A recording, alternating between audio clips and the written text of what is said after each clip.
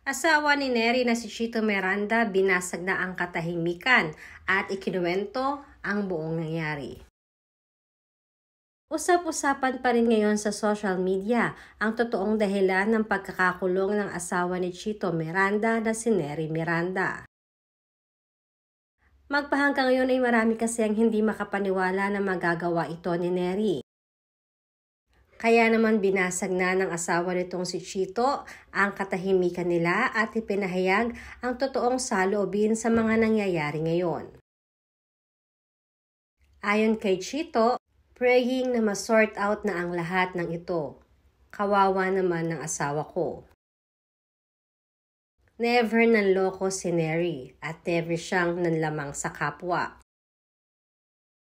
Never siyang kumuha or nanghingi ng pera kahit kanino man. Alam ng lahat yan. Tulong lang siya ng tulong hanggat kaya niya. Minsan kahit di na nga nakakabuti sa kanya. Kadalasan nga naaabuso na siya pero hinahayaan niya lang. Basta wala siyang ginagawang masama. Pinapasa Diyos niya na lang. Tulad ngayon, endorser lang siya tapos ginamit yung face niya to get investors. Kinasuhan siya ng mga biktima. Tapos last week, bigla na lang siyang inaresto for the same case kahit hindi pa siya binigyan ng notice na may bagong criminal complaint palalaban sa kanya. And di niya na-defend ang sarili niya. Wala siyang nare-receive na letter from the prosecutor, walang subpoena, walang kahit anong notice.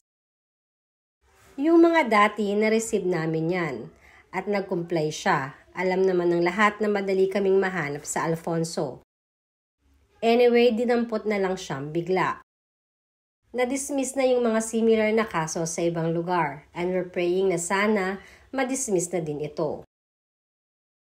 Wala siyang kinuhang pera sa ibang tao. Lahat ng pera nila na kay Chanda, ang may-ari ng Dermacare.